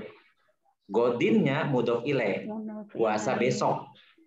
Puasa besok gitu maksudnya. Godinnya itu majrur, tanda jernya kasroh. Huruf jer. Sesudah huruf jer jadi isim majrur, adai. Nggak boleh adaa, itu kan adai. Adai. Ya kan adai isim majrur. Majrur tanda jernya adalah kasroh. Adai apa? Fardhi syahri. Fardhi syahri. Ya, fardhi syahri jadi fardinya mudhof ilaih, majrur tanda jernya kasroh. Sekaligus dia mudhof lagi bagi asyahri. Asyahri. Jadi pada asyahrinya itu pakai kasroh. Kenapa? Karena dia mudhof ilaih dari fardhi. Nah, Ramadhana, syahri Ramadhana, karena pakai asyahrinya itu dari alif lam. Itu maksudnya bulan. Bulannya sudah definitif. Nah, ada Ramadhana itu posisinya sebagai badal dari asyahri. Jadi badal dari asyahri. Badal dari yang mudhof ilaih, majrur, tanda jernya. Kalau Ramadhana itu fathah karena ghairul munsorif. Masuk isim alam ya Ustaz. Iya, sama nama-nama sama Fatimata, Umaro gitu ya, Sulaimana, Aisyata dan seterusnya itu kan ghairul munsorif. Masuk Ramadan. Makanya kita tidak pernah mendapati kata Ramadan itu dengan pakai kasroh. Di ayat berikutnya kan di ayat sedang kutiba alaikumusiyam kan. Syahrul Ramadhana alladzi unzila fihil Qur'an. Jadi di awal kan Syahrul Ramadhana. Syahrul Ramadhana alladzi diidhofahkan tuh. Syahrul Ramadhana harusnya Syahrul Ramadhani kan? Iya. Tadi Syahrul Ramadhana alladzi unzila fihil Qur'an. Jadi bulan Ramadan yang diturunkan Al-Qur'an. Jadi kata Ramadannya ternyata di Al-Qur'an juga pakai fathah. Iya. Jadi itu ya. Hadihis sanati udah jelas tuh. Hadihis sanati itu badal dari ya tadi syahri Ramadhana ya, syahri Ramadhana hadihis sanati. Jadi ngikut. Jadi kan kalau badal atau taukid itu atau naat itu ngikut ke depannya. Jadi ini penekanan. Jadi hadis sanati maksudnya menekankan ke Ramadhana. Syahri Ramadhana hadis sanati. Lillahi ta'ala. Kurang lebih begitu. Jadi ini karena Ramadan ini isim ghairul munsharif ya Ustaz. Iya. Dia mau mansub juga pakai fathah, majrur juga pakai fathah. Dan tidak ada yang pakai kasroh. Jadi justru kan yang ada viral tuh pernah saya dengar tuh. Harusnya Syahrul Ramadhani kan, bukan Syahrul Ramadhana. Iya, mana jelas? Jadi tidak perlu ini Ramadan itu. Karena mereka kan beralasan bahwa posisi jar yang isim ini kan fathah bukan kasroh, kecuali bila dalam posisi mudhof atau dimasuki alif lam maka tanda jarnya akan kasroh. Mereka kan beralasan seperti itu. Jadi, tapi ya sama aja. Kalau ini jadi Ramadhana, kalau dia penggantikan misalnya tadi badal dari asyari tetap pakai fathah. Ya, karena majrurnya dengan fathah.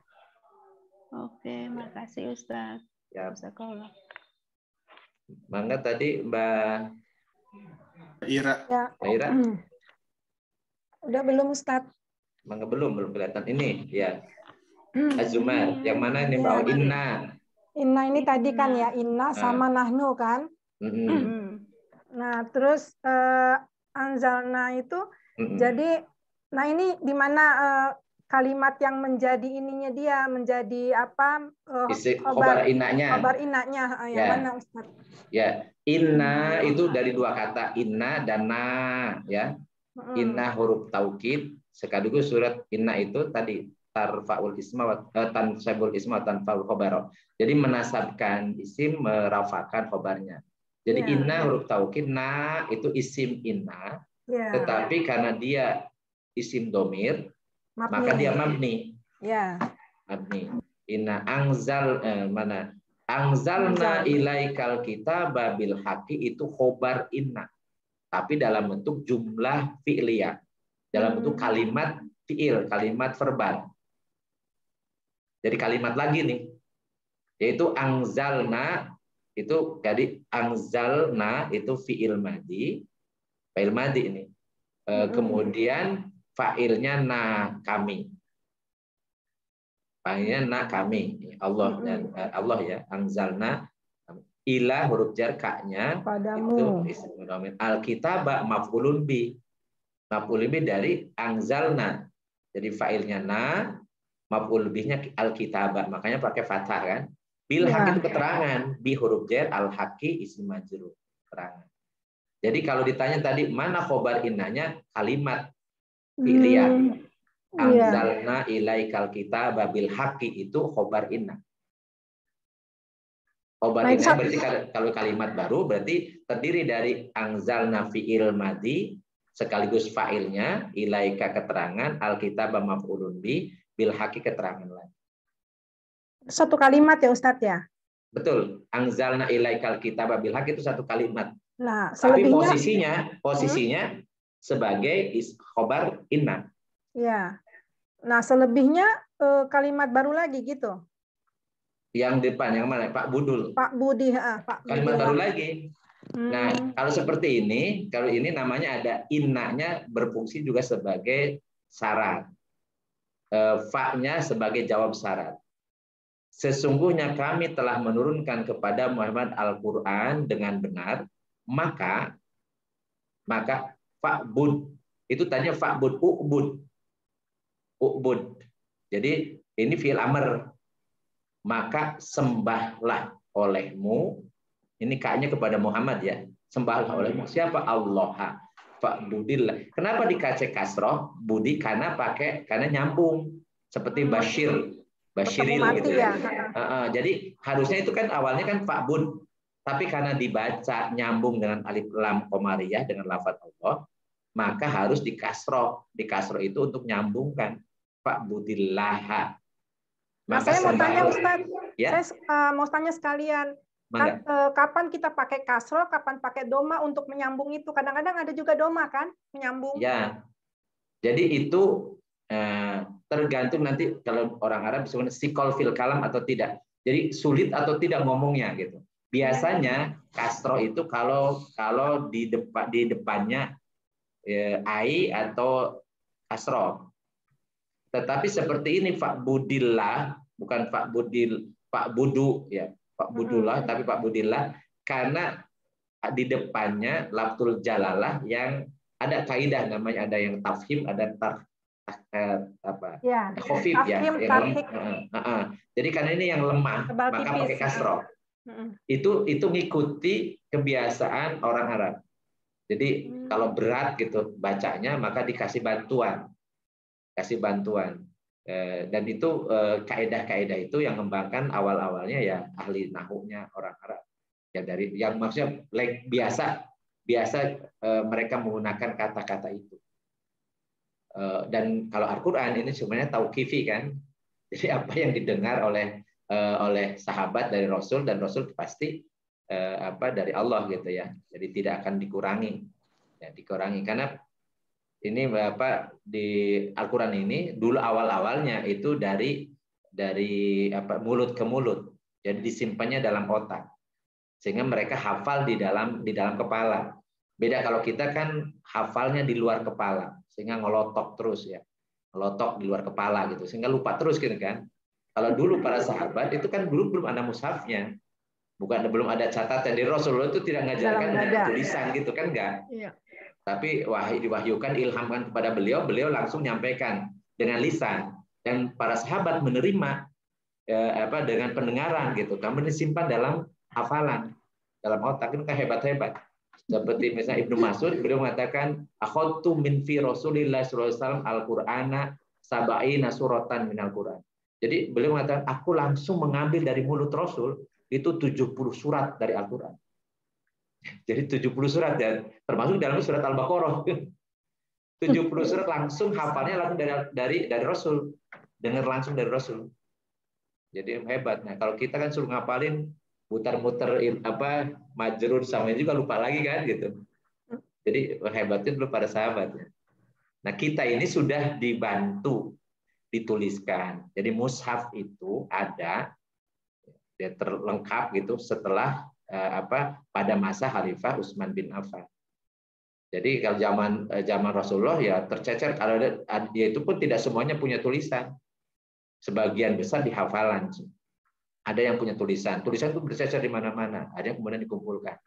Ada satu ayat di dalam surat laqad ja'akum rasulun min anfusikum azizun, itu tulisannya hanya satu orang yang punya tulisannya, yang lain kan hafal semua nih, sehingga ada yang menuduh bahwa ada Al-Quran, ayat Al-Quran katanya ahad, padahal yang dimaksud ahad itu kalau seandainya yang hafal cuma satu orang. Ini mah kalau Al-Quran semuanya 114 surat dan berapa ayat, 1000 ayat itu hafal, dan ribuan orang yang hafal, dan mereka saling tadarus, biasa saling ini kalau bulan Ramadan ya malam, bahkan ada yang hatam, biasanya ada yang seminggu sekali, ada yang sebulan sekali, dan itu ribuan. Jadi nggak mungkin ada yang ahad, pasti mutawatir semua gitu, pasti mutawatir semua. Cuman dulu tercecer-cecer, ada kemudian dikumpulkan pada masa Khalifah Abu Bakar, dikumpulkan juga pada masa, diteruskan oleh masa Khalifah Abu Bakar Umar bin Khattab, baru selesai pada masa Khalifah Utsman bin Affan, jadilah mushaf. Andaikan ya, ini termasuk bid'ah nggak? Kalau seandainya para sahabat tidak punya inisiatif mengumpulkan dalam mushaf gitu, dalam tulisan, kita nggak belajar dari mana coba? Nah, itu dulu waktu dikumpulkan, Mbak, itu belum ada titiknya, boro-boro sakalnya, titiknya pun tidak ada. Waktu mushaf pertama itu, kita bisa bayangkan, bedakan antara nun dan ba, dan ta dan sa, dan sa ya. Itu kalau tidak titiknya gimana tuh? Antara sya dengan sa. Nggak bisa.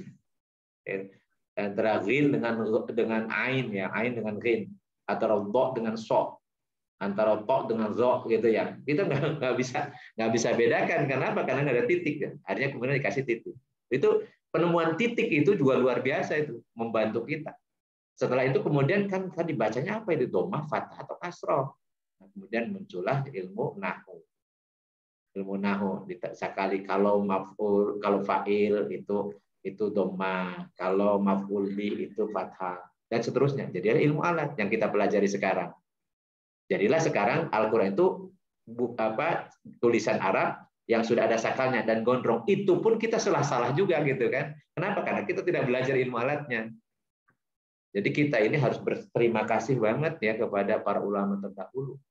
Jadi makanya jangan coba-coba deh menghina-hina para ulama ya. Aduh, ini kewalat beneran gitu, hidupnya susah pasti itu. Orang suka melecehkan ulama itu. Kalau tanpa ulama, apalagi ada yang mengatakan kita nggak perlu ngikutin ulama. Karena ulama juga manusia, waduh. Ini tidak menghargai banget gitu ya. Padahal kalau kita misalnya tanpa mereka, ya gimana kita bisa mengikuti agama ini kan? Bersyukur. Termasuk yang tadi, ya Al-Quran ini. Jadi fa'budillah, mukhlison. Yang mukhlison itu dalam keadaan, sebut hal. Dalam keadaan mukhlis. Mukhlis itu orang yang ikhlas. Sebut mukhlis. Mukhlis. Jadi mukhlis itu apa? Ikhlas itu apa? Al-qasdu lillahi wahda. Jadi sembahlah olehmu Allah betul-betul ikhlas hanya lillahi ta'ala, tidak menduakan Allah dengan apapun. Lahuddinu, bahwa agama itu hanya miliknya Allah. Itu surat Az-Zumar. Nah, kemudian yang ini surat Az-Zumar 1 ya. Famanih tada falinafsi. Yang ininya Ustaz, yang fa'in namanya yang terakhir aja tuh, fa'in nama yadillu alaiha. Nah, itu kan inna. Nah, apakah ma-nya itu sebagai isimnya atau bagaimana itu? Innama itu sudah satu kesatuan dari inna dan ma. Oh, bukan dua ya? Bukan dua. Jadi innama itu sudah satu kesatuan. Sama tadi misalnya ada yang mengatakan alam itu satu kesatuan.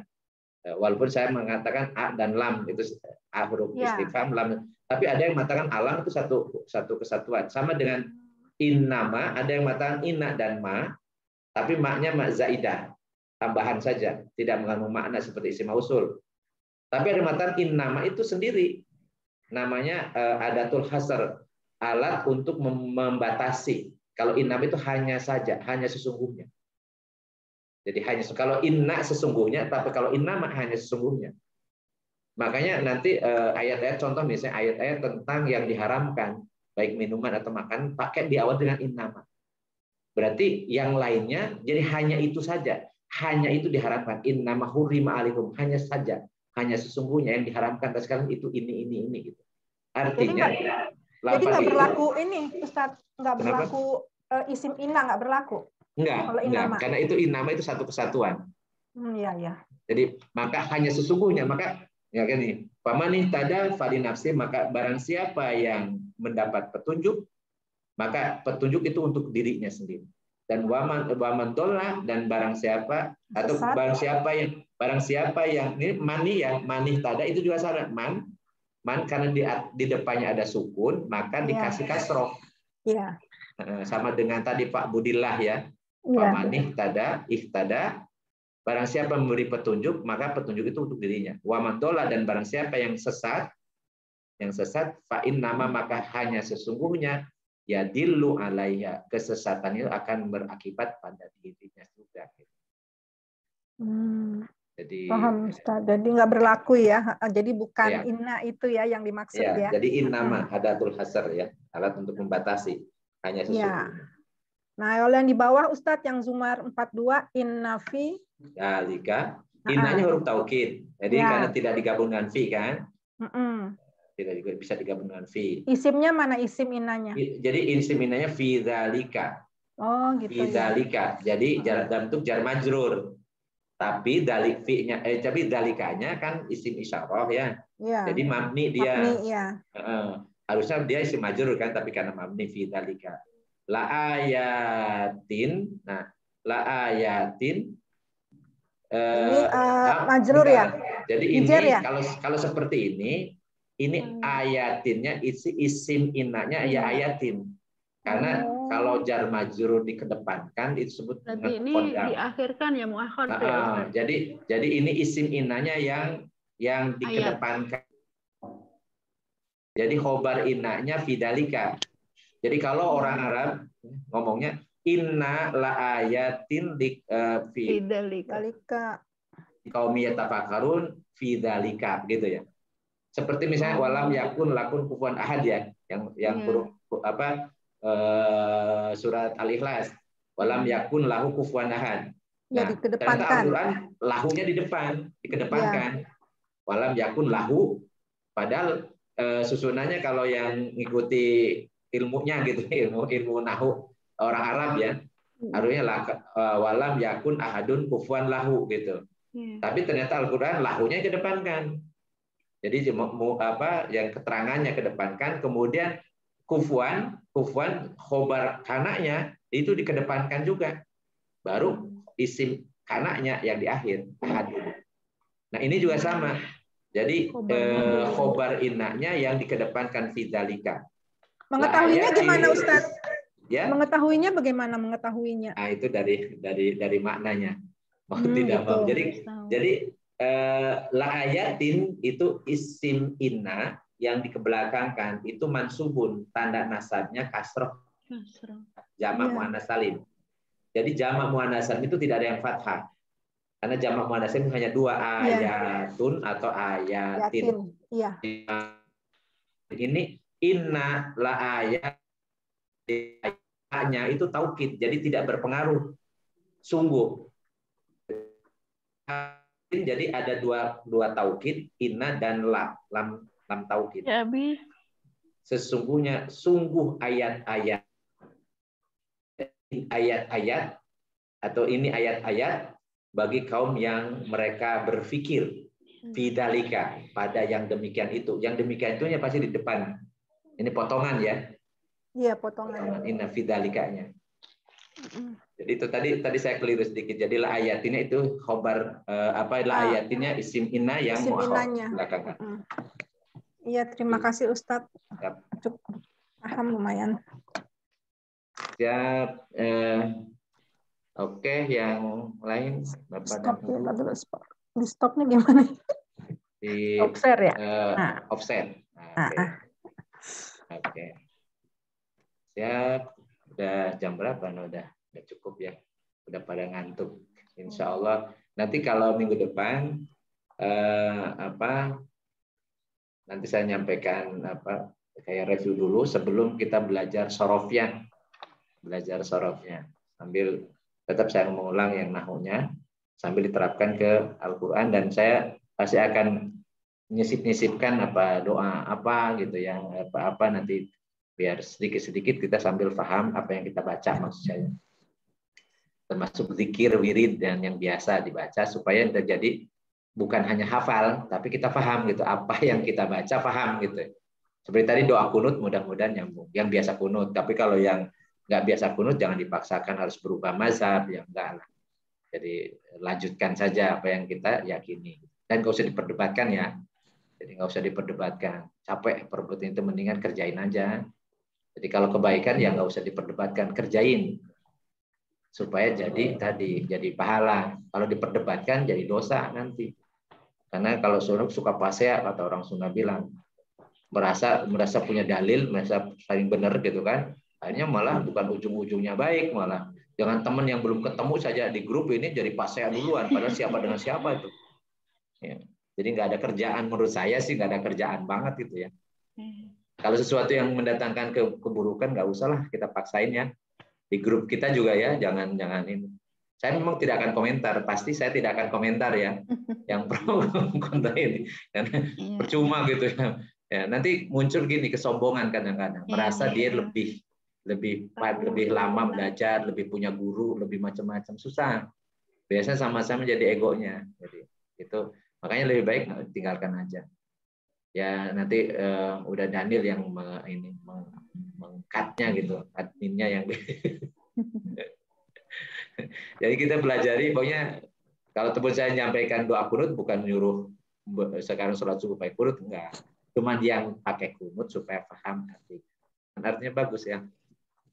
Doa bagus banget gitu ya. Tapi kalau nggak hafal ya nggak usah dipaksakan, karena menurut mazhab Syafi'i pun bukan wajib, bukan rukun, tapi sunnah. Sebenarnya sih Ustadz, kalau kita udah banyak mengkaji gini, kita udah mulai bisa kok memilah-milah. Jadi mana yang kita tuh emang ya amalanmu, maksudnya nggak terlalu memperdebatkan. Betul. Toh prinsip saya, ketika saya misalnya ada khilafiyah gitu ya, masalah fikih, ya sampaikan saja. Ketika teman mengkonter, saya diam saja, nggak perlu diperdebatkan. Jadi kita tuh hanya begini aja, memahfumkan, memberikan maklumat saja. Mereka mau terima, mereka mau tidak, terserah. Terus kalau mereka kita gitu ya, menyerang kita, ya kita diam saja, tidak usah. Kecuali kalau memang itu sesat ya, kita baru saya akan menarik diri atau apa gitu. Jadi nggak memaksakan gitu. Yang sesat juga nggak usah berperan juga kita. Iya betul, nggak usah. Dulu Rasulullah mendakwahi orang-orang sesat loh. Ya orang Quraisy, orang kafir Quraisy kan didakwahi itu orang-orang kafir. Bagaimana kalau Rasulullah baperan, ya nggak jadi Islam sampai ke kita kan gitu. Jadi gini, kalau kita mau menyampaikan sesuatu, siap-siap dengan respon. Kalau kita ikhlas, dipuji tidak akan bangga, dihina juga tidak akan mutung. Betul Ustaz. Seperti ini belajar bahasa Arab kan, bisa nggak bisa jalan terus karena ikhlas lillahi ta'ala kan. Dipuji tidak akan jadi bulan, dihina juga tidak akan jadi tanah. Iyalah. Tetap jadi manusia begitu. apa adanya. Ustaz, itu besok itu mau belajar sorof itu ya, yang sulasi, rubai gitu ya. Nanti kan bisa cari kata gitu ya. Muslim itu berasal dari kata aslama yuslimu islaman. Maslaman fahuwa muslimun. Orang yang beragama Islam namanya muslim. Gitu. Iya. Nyari kata murid, misalnya mau murid itu dari aroda yuridu irodatan wa muradan fahuwa muridun. Jadi orang yang punya keinginan namanya murid. Yang diinginkan apa? Murad. Wallahu a'lamu bi muradi, kan itu ya, murad. Itu. Jadi nyari kalau belajar sorof, kita nyari nama itu gampang. Nyari nama gampang kan sering kali gitu. Saya suka dipesenin nama anak yang baru lahir gitu ya. Karena saya ya belajar sorof gitu. Oh, mau yang mana apa maknanya, isim fa'il atau isim maf'ul. Jadi bisa nyari kata yang nanti maknanya ya itu hebatnya bahasa Arab ya. Itu satu kata bisa jadi 700 kata loh. Satu kata jadi 700 kata. Kalau di tasrif ya. Tasrif itu luar biasa, hanya bahasa Arab saja, makanya wajar kalau seandainya Allah tadi memilih bahasa Arab sebagai bahasa Al-Qur'an. Atau tadi bahasa ibadah kita gitu ya. Yang tidak bisa digantikan. Makanya nggak boleh suka ngomong tadi ngeledek-ledek kadrun kayak macam-macam. Kadrun maksudnya apa? Saya suka tersinggung juga kalau disebut kadrun, cuman kan saya mau marah ke siapa gitu kan. Tapi maksud saya itu ya diakui atau tidak diakui, orang tahu apa mau nerima atau tidak. Bahasa Arab itu bahasa satu-satunya bahasa yang sangat kaya kosakata. Bayangkan bahasa Melayu yang kemudian diadopsi jadi bahasa Indonesia itu 60% dari bahasa Arab. Jadi kita ini sehari-hari ngomongnya bahasa Arab 60% bahasa Arab. Jadi Dewan Perwakilan Rakyat bermusyawarah beserta Majelis Permusyawaratan Rakyat dan mengumumkan di koran, di majalah, di surat kabar. Itu bahasa Arab semua tuh. Bahasa Arab semua. Ada yang sakit, dimaklumi, semuanya udah maklum, sudah paham. Ya. Yang sakit ya, diberikan uzur. Ada yang hadir, ada yang sudah masuk alam gaib. Ya. Semuanya itu bahasa Arab itu. Jadi hanya beberapa kata saja yang tidak. Belum lagi kita doa pakai bahasa Arab, sholat pakai bahasa Arab, baca Quran bahasa Arab. Kita ini sebenarnya udah pinter bahasa Arab. Cuman nggak ngeh bahwa kita sudah ngomong bahasa Arab itu aja.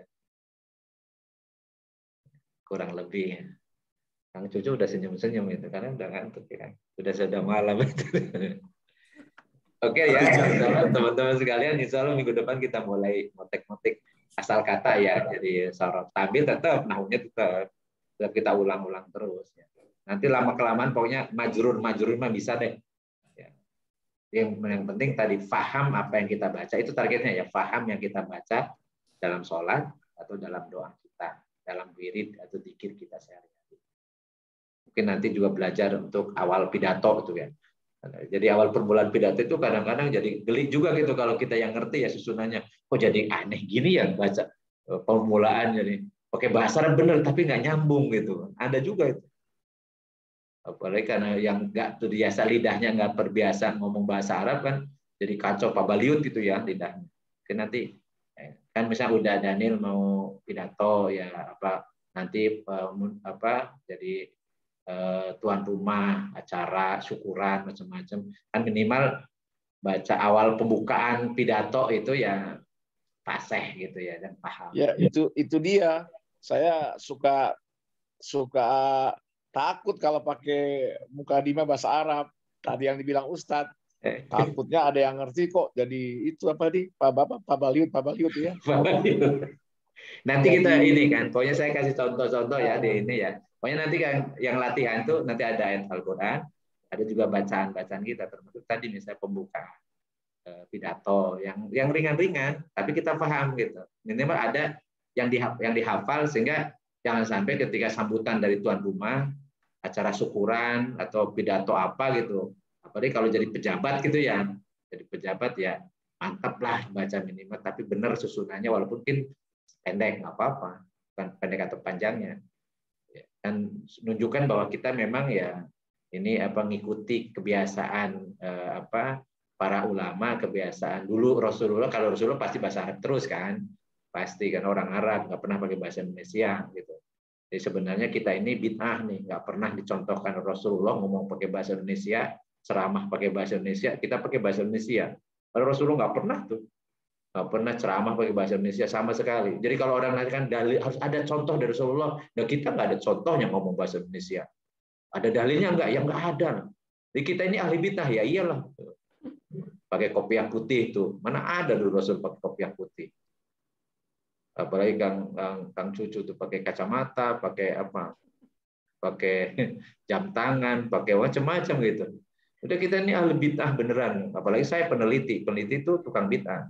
Karena harus ada kebaruan kan. Kalau tidak ada kebaruan nggak akan dibiayai itu penelitian saya. Pakai Zoom, Ustaz. Pakai Zoom. Kebaruan pakai Zoom apalagi ini bid'ah juga. Jadi kebaruan itu bahasa Arabnya bid'ah ya. Jadi hal yang baru itu bid'ah.